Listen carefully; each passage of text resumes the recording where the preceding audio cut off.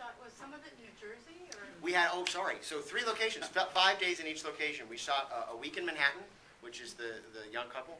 We shot a week in New Jersey, which was the suburbs, with Lynn Cohen, and then we shot, we shot a week in Connecticut. And I can tell this audience, but that was Harry's real house. That was his real, where he does his work in his underwear. Yeah. That's true. It's actually true. It's actually true. I got to tell you that one of the things that I noticed when I picked up the script before we actually sat down, even for the screen test, I looked at this and I said, my God. I didn't know. Does he have mics and cameras into my house? Because, you know, the character was written with Nellie was her name, was the old Jeep that he had. He had an old Jeep.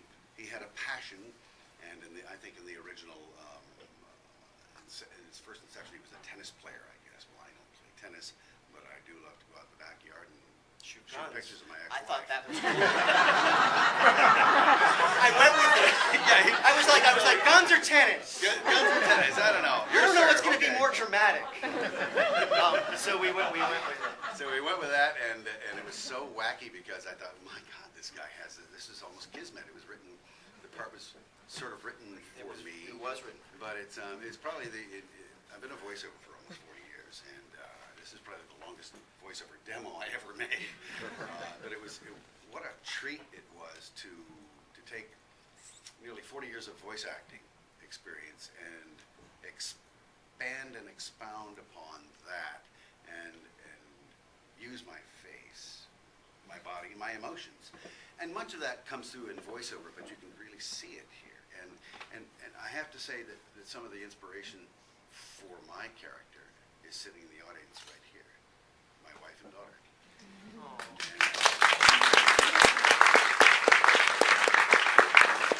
We're actually really super patient because we just kind of invaded their home with our little crew, and then to get him naked, and then to be like, oh, he's a rotten father, and then he's a rotten husband, and all of that. You guys were really, really, really patient. Any more questions? Yeah, you next. Yeah.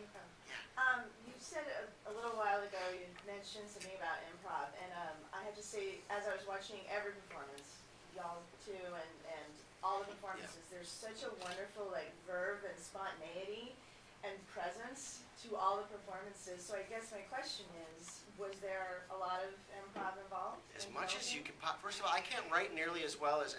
Another thing, really quickly about acting, to me, I'm very rarely personally looking for a big transformation for my actors. I tried to cast people who were closest to the roles as possible. Lynn Cohen, who plays the widow, included. It was like there's a lot of them in these characters. So every scene. She's amazing. Amazing. So every scene, here's the gist, there's the dialogue, and they hit a lot of those notes, but I'll give you a great example. One of my very favorite scenes in the movie is when Lynn Cohen and James Urbaniak are drinking wine on that white couch. And they're doing the Bogart stuff, and we had talked about, I want you guys to really relate, you can talk about music, you can talk about movies, here are the beats of the scene, you're going to lean on him. I mean, there's some stuff there that was scripted, but what's amazing about that scene to me is I just rolled for almost 45 minutes. They kept kind of resetting themselves, like on the day. And it's just me sitting there with them. And then we found this amazing, like you said, the spark, that life. And I think that's cool. And you and Sabrina did the same thing, That's right? a big part of your theme, by the way, as far as I could see it, is that there was a lot going on, but a huge part of it was that everyone was so wonderfully Chemistry. alive in all of these performances. Thank you so much. It makes a joy to watch. So much. You had a question, and then we go back. I just want to know what it was like. When you started out, did you have more of an interest in being an on-screen actor, or were you always interested in being a voiceover? And what was your Well, let's put it like? this way. I'm making a great living now doing what I used to get kicked out of school for in the 4th grade. Talking out of turn maybe sometimes, or expounding too much, but I've always been kind of a showman. And but That it started doesn't seem like you at all. Yeah, I'm a shy, introverted type of person. But I have to tell you, no, it started out I'm audibly oriented. I've got a pretty good ear for languages and music and accents and voices and stuff. And so I always used to spend time in spending time in the booth. You can really mess around. So it started out as it was a disc jockey in radio, and then became a voiceover to supplement my disc jockey income, and also then learned how to act in the recording recording studio by picking up different scripts, assuming different roles, characters, finding who the demographic for this product or service is. I have to cut in real Diaper quick. commercials. Because I think it's interesting, and to your point, like, Yeah. we had to find little cheats for Harry because he's so used to cold reading off a script. So as often as possible, and I don't, not to embarrass you, but there were whole scenes like when he's reading the apologies to his daughter, well, he's got those apologies written out on the page. And there were other scenes like that where it was like, Yeah. because Harry's such a great reader, and his performance isn't lacking in the slightest, but memorizing all the dialogue Yeah, that was was a not lot. his strong suit. But we found ways around it, and I think that worked. We had a couple other questions. Oh, real quick before I take those, because I forgot on my other screening, and I think this is probably the most important part, and why it's really special that you guys are here to hear me yammer. If you like the movie, the phrase goes, friend, fan, and follow us. But we're on Facebook. You can go to hellolonesome.com, the name of the movie.com, and watch the trailer and share it with friends. You can go home right now and put Hello Lonesome in your Netflix queue, or tell friends to put it in their Netflix queue. It won't come right away. We're going to have a DVD release, but when it comes, it'll go up in your queue, and it'll show up.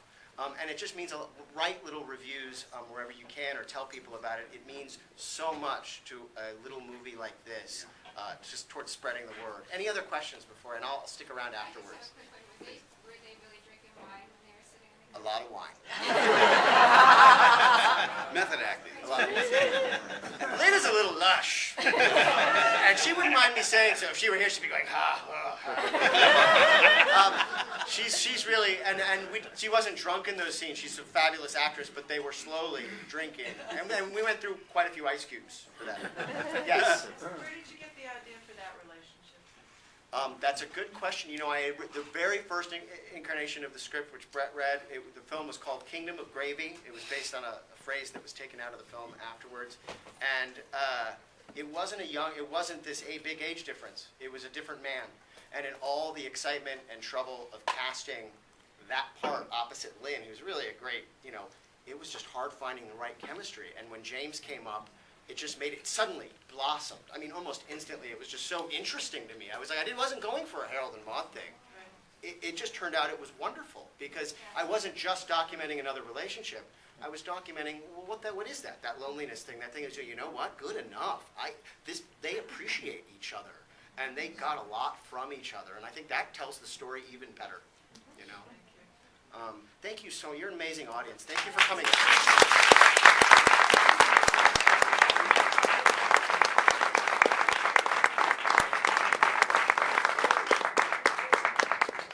Don't forget to hand in your ballot. Yeah, your ballot.